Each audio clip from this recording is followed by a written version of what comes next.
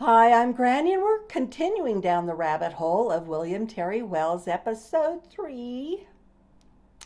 As I mentioned in the last episode on my dad, I received a letter from one of you describing how much you valued my dad, stating he was one of your best friends in his entire life. It was such a beautiful letter, and I will always cherish it. Your letter reminded me to look back at my parents because of their stories, that their stories are important and have great value, including lessons to be learned. And in the case of my dad, how to be brave. Often we are so busy with our lives, we don't take the time to be with our parents, and too quickly they are gone. We view our parents first as those who are caring for us when we're young and teenagers and young adults, and when we become parents and so on. And I think sometimes in that period of being a parent, you are so absorbed in raising your kids, you don't take the time to hang out with your parents enough. I believe we rarely get to the time to see our parents as mentors, guiding us through the many pitfalls of this life. At least that was my experience. I have since yearned for conversations with my parents at this time in my life and the many years since their deaths. That is why I so loved getting the letter from my bolo necklace friend who shared his insight from a friend's point of view. And thank you again for sending me that letter. On D-Day, Dad towed 2 gliders at a time and paratroopers into France behind enemy lines, back and forth several times.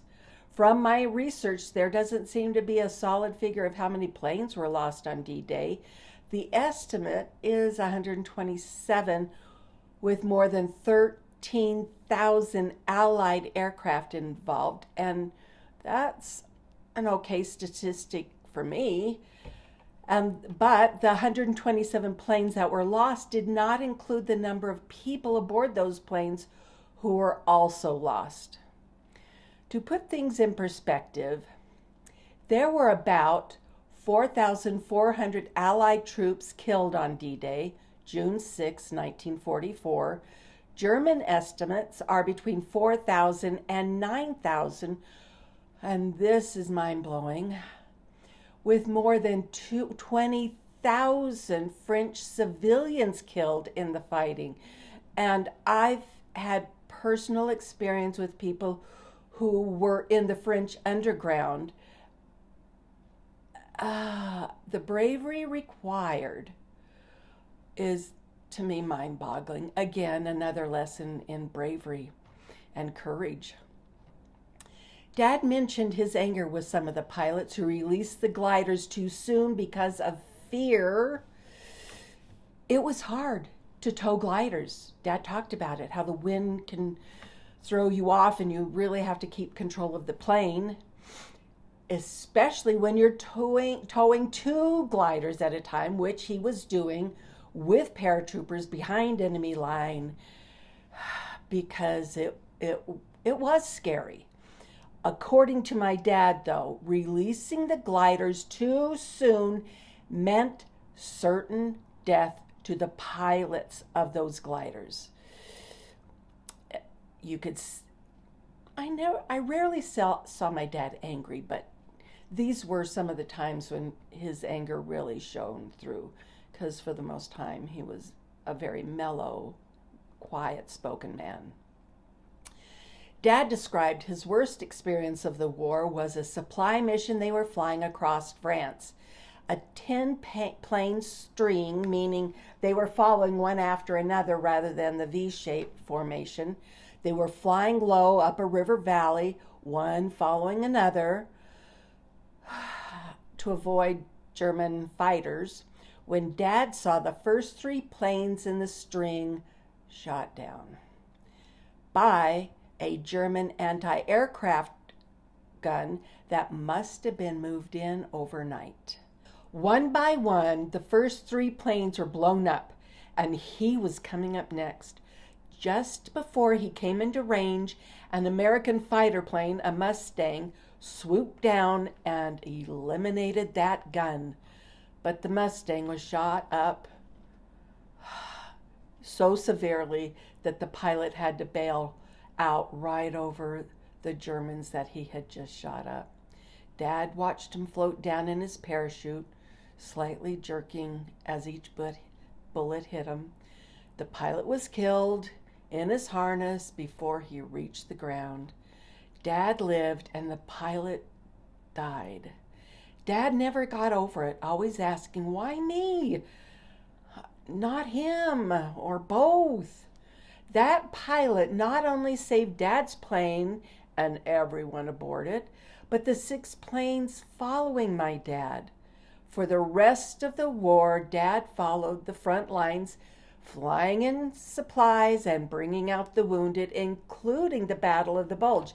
This required pilots to land on makeshift airfields, which required great skill, and I suspect many had a crash landing.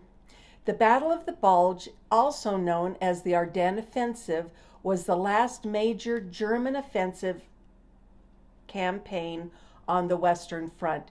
The battle lasted from December 16, 1944 to January 25th, 1945. Lots have been written, movies made of the Battle of the Bulge. The 101st Airborne has a website where you can read men's first-hand accounts of that battle. Those men endured so much, all beyond my ability to comprehend.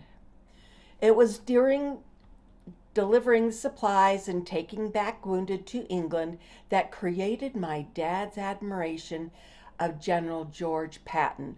Much has been written and a movie made about him. Doing research on Patton, it appears that soldiers had mixed feelings about him because of his harsh treatment of soldiers that led to resentment, and I think of boot camp, and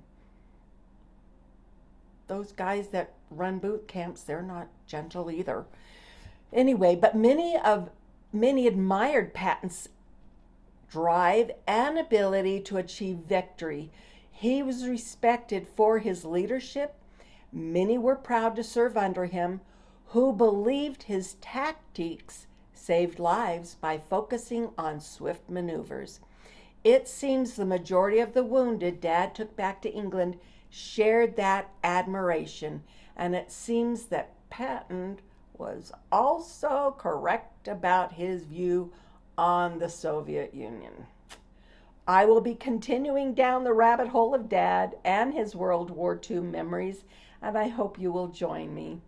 Thanks for spending this time with me. Join me again when Granny goes down the rabbit hole.